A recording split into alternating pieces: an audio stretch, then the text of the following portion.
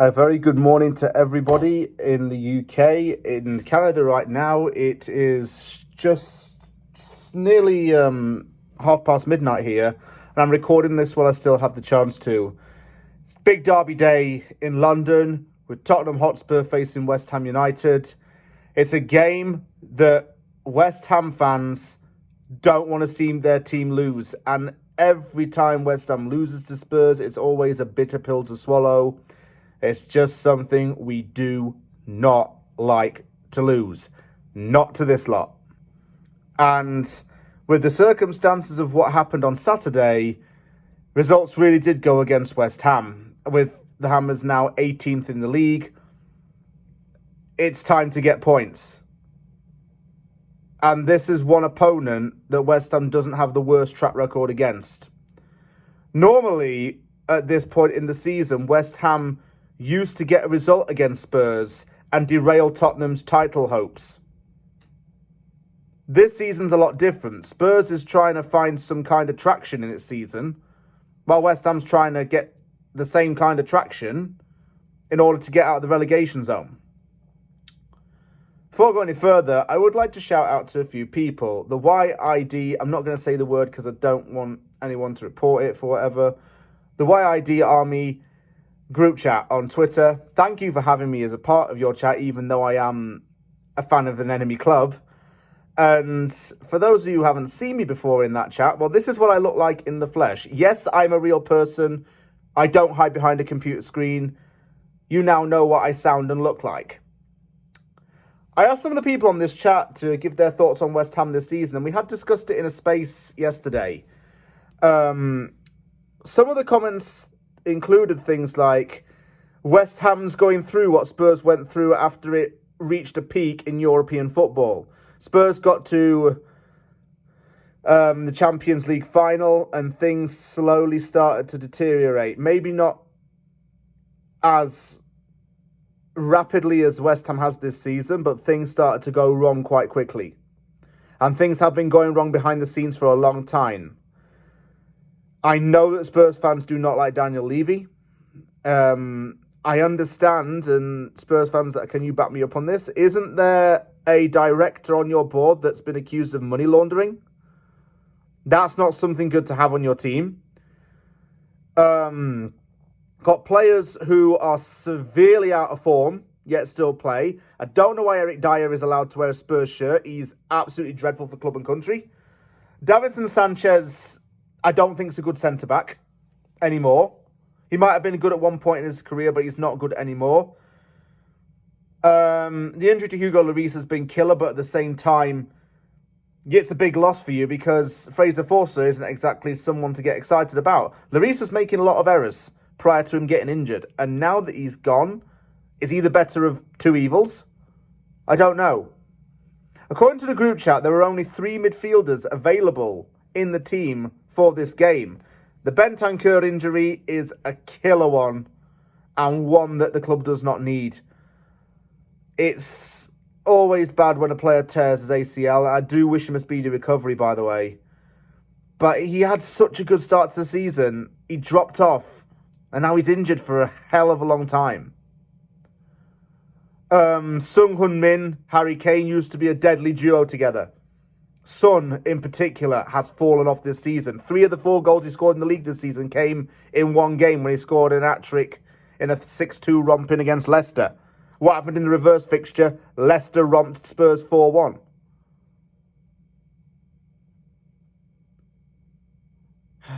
It's like, I think the issues could be down to the board mainly, and that's an easy thing to blame, but it could be true.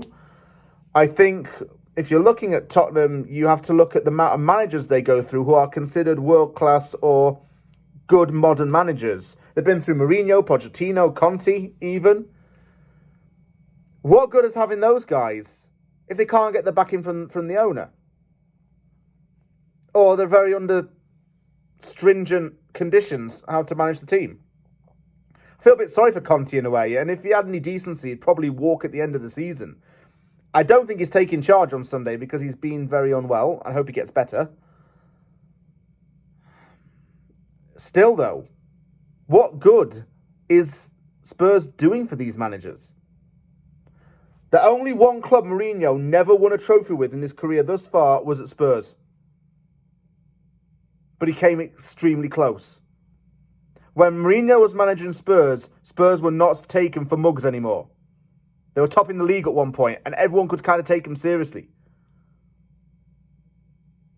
But unfortunately, Tottenham lived up to its bottle mentality that it's had for many years. And it might continue at this rate, I'm afraid to say. I can relate to what you guys are going through as a West Ham fan, because I know what it's like to have your beloved stadium torn down and something new and flashy built, but all that glitters is not gold. We were promised a world-class stadium with world-class players. But London Stadium didn't have any identity for the first few years. I still don't think it's a big part of West Ham's heritage. There are people who hate it.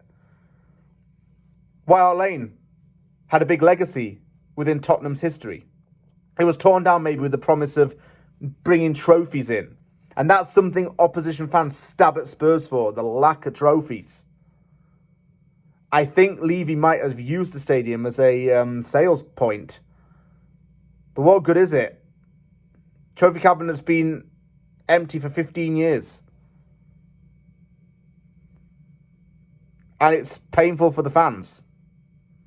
Let me talk about West Ham for this game. Aguerd is going to face a late fitness test. Paqueta is out, but he should be back for the Nottingham Forest game. I'm telling you now, I would have happily taken the last two games for losses if we beat Spurs and Forest. Because beating Spurs would give us a bigger confidence boost in the long run. I believe that Areola is back fully fit. Skamaka's back in training, but I don't know if he's going to feature or not. I would expect a wing-back system to be maintained, as Moyes has been doing. As for the middle, with Paqueta's injury, my biggest fear is Souček's going to go in there. I want Fornals to get more game time. What has Fornals suddenly done wrong to be cut out of the team? And this fan base doesn't half get on Fornals' back. But he's not being given any minutes. I can't remember the last time he came on in a game. Or even started. Fornals should not be getting shut out the side like this. It's not fair on him. Really. He has some kind of role. I want us to be a bit more switched on in these games. Ben Rahman needs to stop cutting back and shooting. Because he has all the trickery and the technical ability, but when it comes to actually the end product, it's not really there. He makes rash decisions when he shouldn't have to. Antonio's been showing a lot more physicality and some little improvements, but not a big improvement. He's still getting knackered. Bowen, another one, lacking energy still. We could do with having Cornet back in the team, because at least it allows us to be wider. It allows our forwards to play with a bit more space and freedom. Skamaka might finally have his crossing buddy. I don't know what's going to happen, but if Aguerd's fit to start this game, don't start him and rest him for Forest. I don't want us rushing him back. So centre-back pairing is probably going to be Ogbonna and Kura, or maybe Ogbonna and Johnson, or something like that. Emerson deserves to maintain his place, by the way. Sofal, he's been good at right back for the last 2 games. He deserves to start. Rice will obviously start, that's without doubt. Ben Rama on the wing, Bowen on the wing, and Antonio up top. I'm nervous for this, but West Ham's been making little baby steps to improve. I don't care what people are saying, we're still in the relegation fight. Yeah, the form's been bad. The form's inexcusable. But it's okay, though. Things are starting to get a little bit better, at least. And if we can get a result against Spurs, the mentality being, if you can't beat them, don't lose to them, that's even good for us. Hinders Spurs, but it's good for us. And I hope we can put in a decent performance. I'm not looking for flair, I'm not looking for class, I just want West Ham to play well and get those results.